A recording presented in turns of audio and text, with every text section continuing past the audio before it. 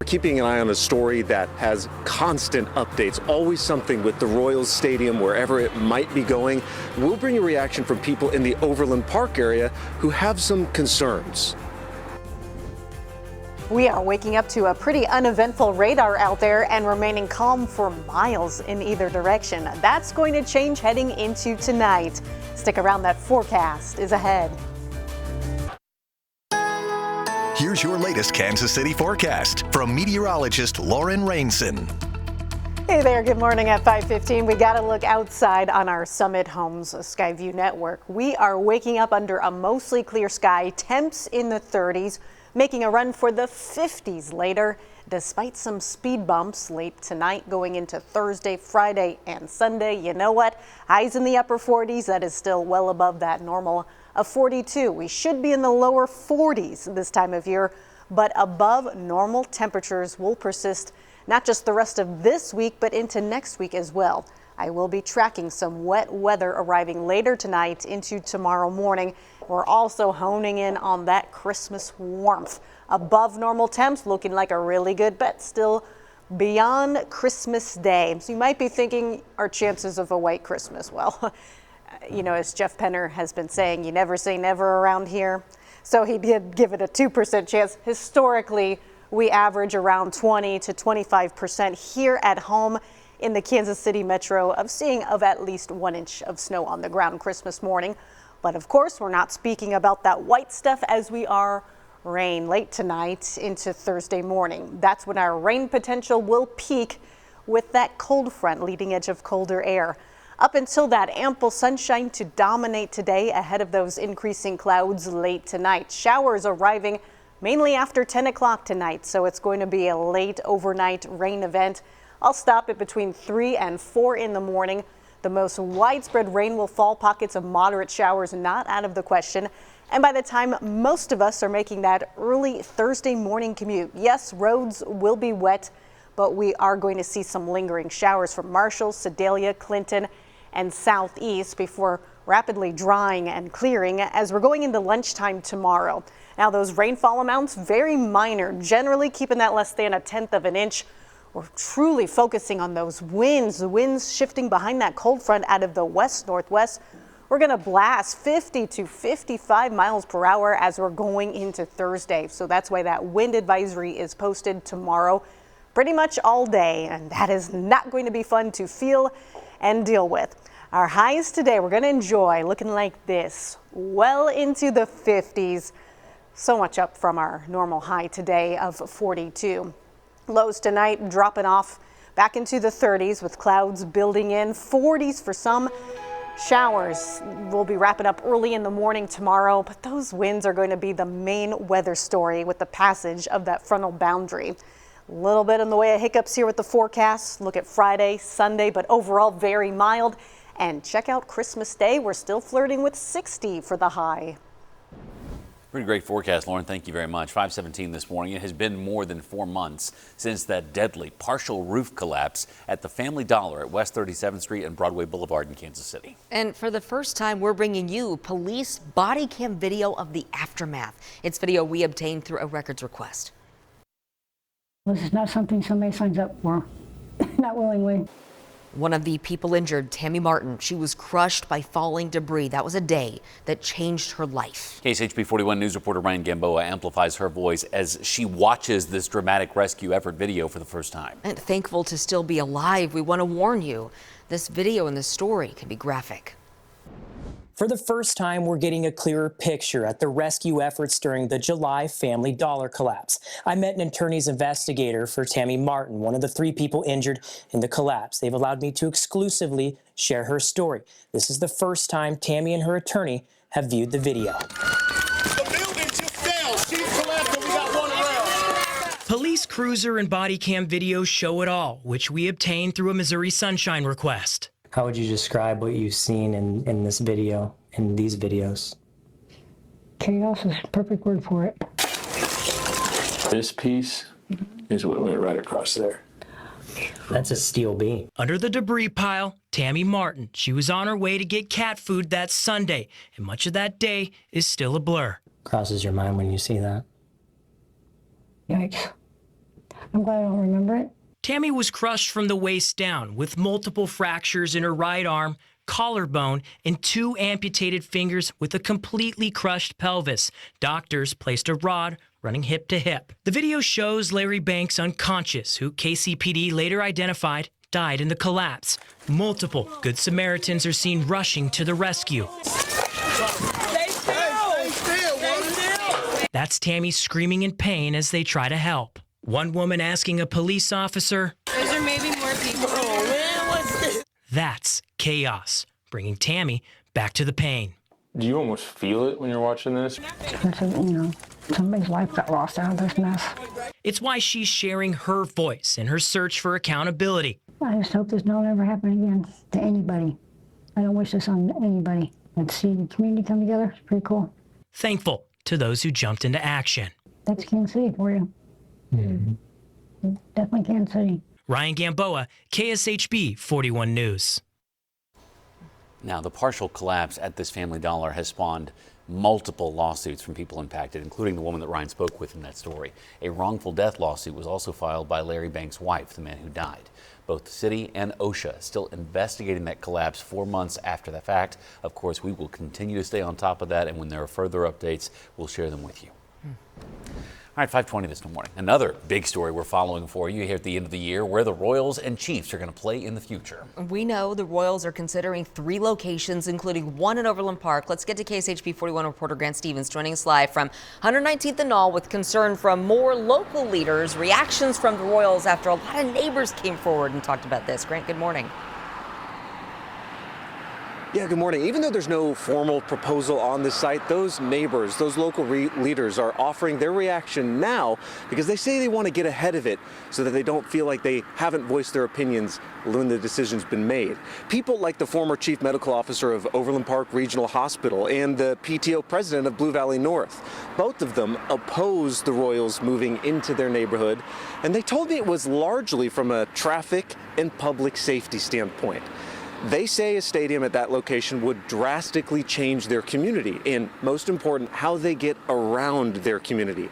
In fact, at a recent city council meeting, we learned that people were calling for a study for how traffic might be affected. We know this is just a proposed location, but there haven't been a lot of meetings or information provided. So residents have to speak out now to ensure that our concerns are heard and hopefully addressed. Yeah, they're trying to stay vocal in every moment through this process. We also just heard from the team themselves on this. They sent us a statement saying in part, quote, "We are deeply committed to building a stadium environment that prioritizes the health, safety, and traffic concerns of our neighbors. Whether we build our next generational home, the project will be guided by strong community collaboration." And remember, rewind a little bit for me right now. A group affiliated with the team actually acquired the mortgage for the property here around 19th and Knoll. That is what sparked this whole conversation off and what really launched us into the Overland Park conversation. So again, neighbors are trying to get ahead of this and stay ahead of it the whole time. Grant Stevens live for us this morning. Waiting on a decision. And of all the places we've talked about, I mean, that may be the strongest pushback of all the locations we've heard from the Royals location. Apart from the failed vote. Yeah, that one obviously too is the other situation, and now no longer one that they're talking about there in that part of town. Okay, 5:23 this morning, now to a story of selflessness and giving back. Beckham Collins spent the majority of his childhood at Children's Mercy Hospital. Now he's giving back to the unit where he grew up. Beckham was born with autosomal recessive polycystic kidney disease. For nearly 4 years, he got dialysis treatments, and recently he got a new kidney and liver from a 16-year-old donor who became his hero. Beckham's donor was an anonymous donor, deceased, and we can't say thank you enough to their family for making that selfless decision in one of the most difficult times of their lives. Oh my goodness. Now back at home, Beckham is gathering presents for his buddies still on dialysis. There are 22 kids who spend the majority of their week on dialysis. The family's goal is to get every single one of them their top gift on their list. The family is reflecting on the kindness they were shown while spending countless holidays in the hospital themselves. Information on how to help and donate to that wish list is under this story. You can find it at kshb.com. It's the holiday season, of course, about joy and hope. And that is exactly what one Kansas City artist tries to express in his artwork. Now, thanks to a really big partnership, his art is finding a new audience and a new platform for a unique story. KSHB 41 News senior reporter Ray Daniel had the opportunity to listen as he shared his desire to make others like him feel seen and heard. It just brings me so much joy and so much comfort to be able to take a canvas and turn it into something beautiful that was not present in our world before. Meet artist Theo Davis. So this is the Folly Theater. They just celebrated their 125th anniversary. That was a lot of fun. He loves Kansas City. And then this is the City Market print that's going to be for the Mail Club this January. This is the start of my art journey, City Market. And I mean, truly, when you see his artwork, you'll quickly see just how much Kansas City love is shown. I love our city. I think every aspect of our city, north, south, east, west, is just brimming with joy and excitement. His art hopes to connect. It's storybook style. It's not perfect, it's messy, it's painting outside the lines. And I think all of us remember having storybooks read to us as kids, storybooks read to us by our parents or our teachers. And so to be able to capture Kansas City in this style, I think people just connect with on an emotional level, and it just brings them lots of joy. His storybook artwork getting the attention of Hallmark in what at first felt like a fairy tale. My initial thought was like, this is a scam. This is 100% a scam. This is not actually from Hallmark. But after some back and forth, I realized like, oh my gosh, Hallmark wants my stuff. Just shock and awe. That's all I can really say about it, shock and awe when I peek over and in the Hallmark store, I can see my artwork on display. It just was like a dream come true. It was one of the best days of my life. And a chance to share a part of who he is. Theo was diagnosed with autism 2 years ago. All of my life, I've felt out of place. I felt like I was behind or something just wasn't clicking for me. And I always beat myself up about that because what's wrong with me? What's wrong with me? And so to get this autism diagnosis, suddenly like all the pieces, for the first time in my 40 years of living, all falls into place. And I'm like, oh my gosh, I'm not broken.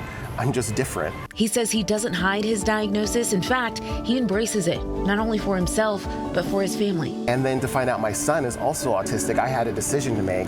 Do I keep it just to myself and try and mask?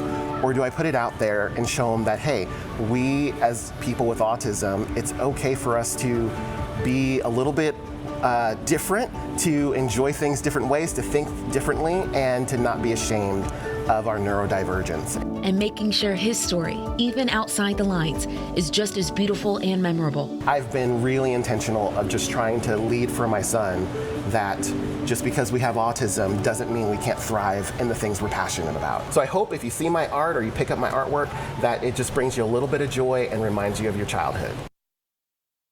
Loved chatting with Theo. You can check out his artwork on the second floor of Crown Center inside the Hallmark store. He also has other locations, the Painted Tree at Berrywoods Crossing, up in the Northland, the Painted Tree in Overland Park, and then Queen Bee Boutiques in Blue Springs. And Lindsay and Taylor, this is really cool. So he has a Kansas City mailing art club. So folks pay $8 a month and he will send them a print of the month. So January's month is City Market, where he got his artwork started. $8 a month. TheoDavisArts.com. I know. It's incredible. And he'll write like a little note about the piece of artwork that he shared. And someone gets like the watercolor print. So yeah, isn't that cool? Isn't that awesome? Great idea. Forget the Jelly of the Month Club. Come on. It's much better than Jelly of the Month. That's really beautiful. It's lovely. Ray, thank you. Awesome. Thank you, Ray. Okay, 5:28 this morning. Blue Springs Police looking to beef up how they are monitoring the community with new measures. We're going to talk about the approach they have coming up. A voice for everyone. You're watching KSHB 41 News. More cities in the metro taking action against the sale and use of 7-OH products and other unregulated type products. Details on the city that's hopping on board this morning. Blue Springs Police Department becomes the first in the metro, first in the state to be a flock-safe city. What that means coming up. 21st, 5:31 this morning. Let's check in your forecast with meteorologist Lauren Rainson. It's been such a mild week. Yeah. What now? More mild temperatures? More mild weather on our way, but No excitement. I love that. Talk about a little rain, though. Okay. All right. And winds. Winds are not going to be great at all on Thursday. We'll get to that, but now, yeah, I mean, it's not too shabby. The temperature's kind of like yesterday, but the main difference, the winds are a lot lighter. Light and variable breezes not putting too big of a bite to the air. As a result, wind chills in the upper 20s to the lower 30s. Heading into work, into school, feeling around the freezing mark. Plenty of sunshine, 40s by lunchtime, back well into the 50s later. And we don't stop here with the warmth, but as I mentioned, we'll be tracking incoming showers and increasing winds coming up in my forecast. Thank you so much, Lauren. 5:32. Good morning, everyone. So far, so good on the traffic front. There was a crash that was reported earlier this morning along I-435 in the Mission Road area. It looks like it has been cleared since we last checked in, so which is good news for your morning drive. Here's a look, though, at a closure that we continue to monitor that's in effect indefinitely. Northbound 169, there's a current closure in place, so that means access to the downtown airport is going to be limited. If you want to go to the downtown airport, you have to get out the Harlem Road. Your alternate route also when it comes to leaving downtown Kansas City later on tonight will have to be Highway 9 or taking advantage of I-29 or I-35. There's also that ongoing closure, ramp closure that is from northbound I-35 to northbound 169. More details still ahead. Danielle, thank you. The boil water advisory in Independence has been going on for the last couple of days, now lifted. Yes, this comes after crews restored power at the water treatment plant Monday night. A City of Independence spokesperson tells us water samples from Tuesday morning showed no breach in the system. So Blue Springs is now the latest city taking action to ban unregulated products, including synthetic 7-OH and cannabinoids. The city council told staff at its meeting Monday to look into an ordinance to ban the substances. KSHP 41 has reported on 7-OH extensively in our series Strong High Weak Laws. Recently, the Missouri Attorney General recently expanded an investigation into several Kansas City-based companies, including the largest producer of 7-OH, American Shaman. They called it more concerning than fentanyl. Kansas City, Missouri has also proposed an ordinance banning unregulated products, including 7-OH. Now, the city of Blue Springs expanding their ways to police and keep the community safe. KSHP 41 News reporter Claire Bradshaw covers eastern Jackson County for us. So, Claire, what changes are police making here? Good morning, you guys. The biggest change is how the department will respond to calls initially. The new program involves having eyes in the sky. Blue Springs PD has been utilizing technology in policing for a few years now. They have their mobile command center, and the city has around 50 flock license plate reader cameras, plus the ability to use enhanced search features for crime solving. BSPD also uses Flock's live 911 calls streaming into officers' vehicles to reduce response times. But the latest effort approved by City Council this week is becoming Missouri's first Flock Safe City for the next 10 years. Chief Bob Muntz describes this safety package as a way to continue using all of the above services and add in other investigative features like drone as first responder. Drone as first responder is where you fly the drone to the crime, and hopefully your response time will be about 2 minutes. Our goal is to get eyes on that scene, whatever it may be, before the officers get there, and then we can say, okay, an officer is needed at this intersection or this crime scene, or there is no accident at this intersection. We can put the officer somewhere else. Munn says this isn't an effort to get rid of police, but to better use resources. In fact, the chief says the department plans to add 2 more positions to its real-time crime center, and that 10-year contract totals $4.6 million. That will all be funded through the city's public safety sales tax. So when can you expect to start seeing these drones in the sky and everything clicking for this Flock Safe City program? Chief Munn says they hope to have everything ready to go by the FIFA World Cup in June of next year. Back to you. All right, Claire, live in our newsroom this morning. Claire, thank you. Like she said, she does cover eastern Jackson County. So if you have a story idea in that part of our woods, or QR code right there on the screen that you can scan to reach out to her or share your voice and story ideas by emailing her at claire.bradshaw@kshb.com. Lots of ways to reach out. Be sure and do that if you've got a question. Okay, some good news for the Royals this morning. They announced a 5-year contract extension with Michael Garcia a few days ago, keeping him through 2030 with a club option for 2031. A lot of excitement on the social when that hit a couple of days ago. Absolutely. He had a phenomenal season last year. Garcia, 25, had a breakout 2025 season, you could call it, earning his first career All-Star Game selection, his first career Gold Glove Award, being named finalist for a Louisville Slugger Silver Slugger Award at the utility position. So to have him next to Bobby, locked in for both of them for a while and both being in their mid-20s. I mean, let's see. He also set career highs in just about every category: hits, doubles, home runs, RBI, and on-base percentage. We'd love to see a lot more of that moving forward from that young star right here in Kansas City. A lot of pieces in place to have a good season. Congrats, Michael. Michael. Happens, definitely. And if you are looking to see him in action, you're going to have to wait a little longer. The team was supposed to open against the Braves in Atlanta March 26th. Now it's going to be the 27th. This gives both teams an extra day off after spring training before kicking off the season. The team will return to Kansas City, taking on the Twins for a home opener at Kauffman. That was on March 30th. That's the home opener. I saw people sharing, like, are there already rain chances expected? Like, why can we already bump it back a day? I'm just glad it's going to be later in March, right? Kansas City leaders and police team up to tackle crime along Prospect Avenue. We're going to show you their new approach here. When am I going to see the results of the tax? 1% sales tax in Liberty, already generating millions. We'll show you where that money's going coming up.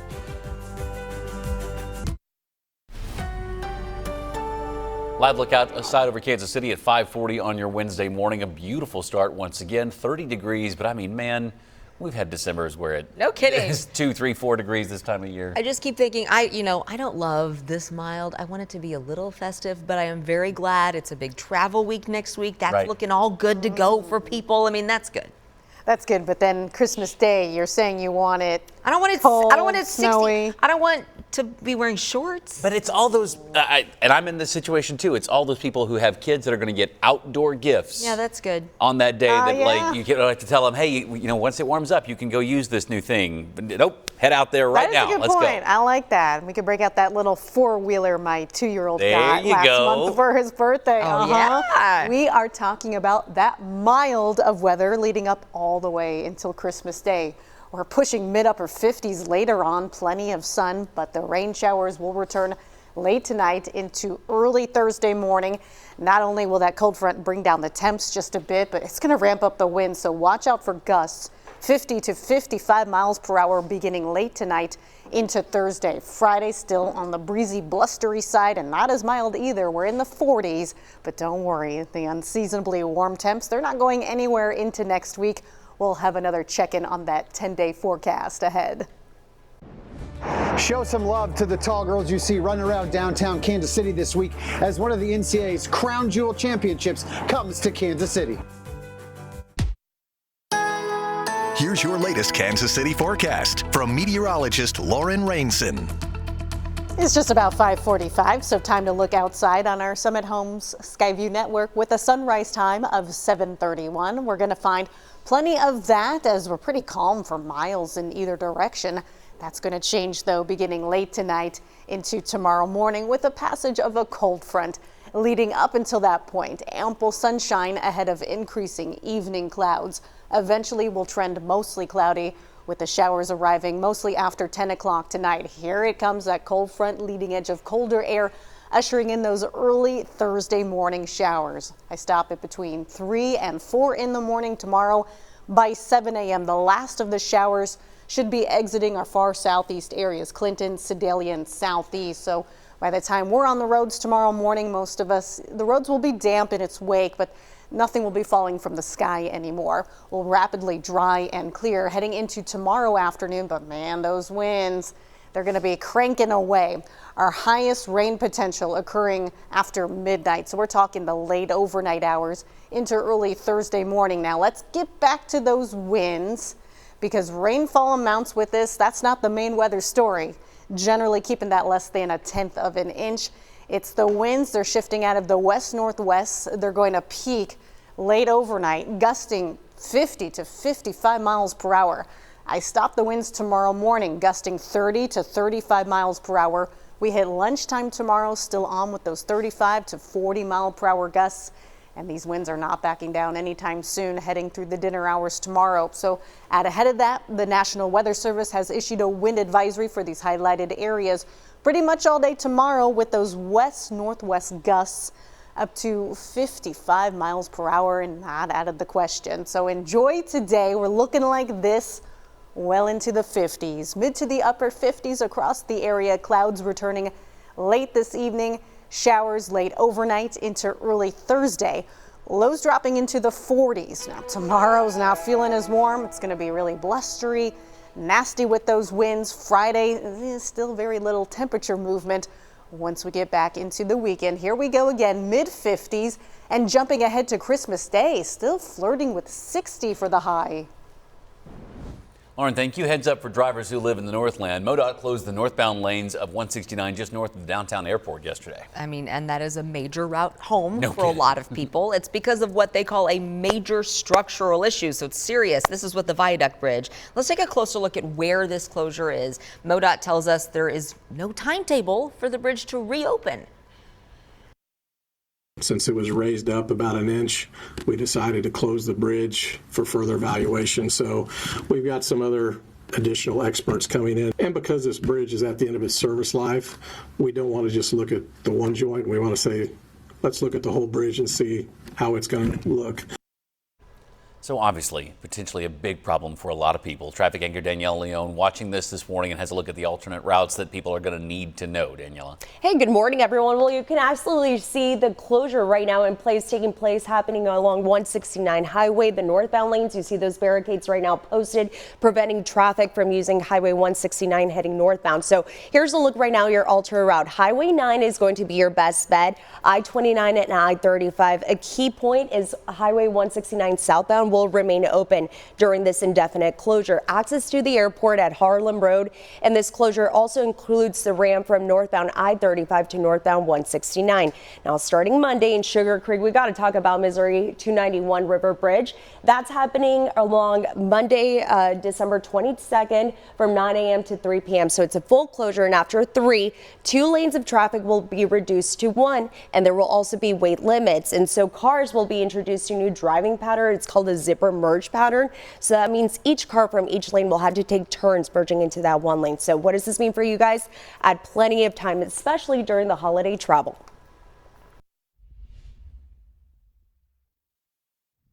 Soon, this area of Missouri Street in downtown Liberty will be looking a whole lot different. And that's thanks to the public safety sales tax that voters passed in April. I'm KSHB Northland reporter Fernanda Silva, and I asked neighbors what questions they have about it.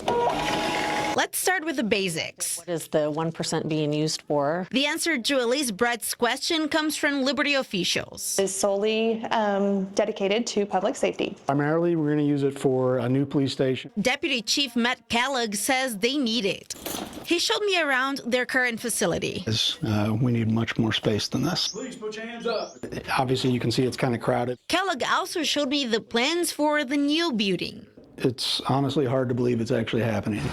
But the estimated annual $7.5 million will also help in different ways. I want to know if what we voted for and got approved, if that's what's paying for the increase that starts on January 1st for the police. Short answer, yes. Competitive salaries and benefits for police officers and firefighters. We're hoping that will attract quality candidates. Where did the 1% increase go? I just don't know that. Is that the 1%? I also took that question to Liberty's finance director. Is it right here?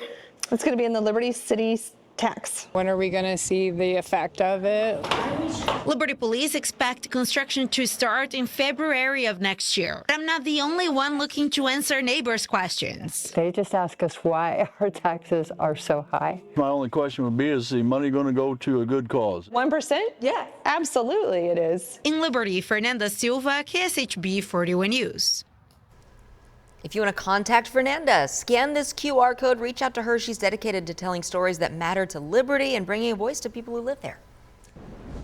KCPD and community advocates working towards solutions to try and lessen crime in the Prospect Avenue corridor. Property owners now being forced to the table sooner with an update to the city's nuisance code. The change lessens the number of offenses at a business before the owner has to make a plan to reduce illegal activity. The Sunfresh Market left the Linwood Shopping Center 4 months ago. The Urban Summit knows repeated crime hurt the store's viability, but with the city's help, they think some work can be done to curtail problems when it helps some stores like that Sunfresh survive and thrive. If we can give attention to a neglected neighborhood and help improve that, I think all Kansas Cityans will benefit from that. Why can't the Prospect Corridor be one of the areas that are successful?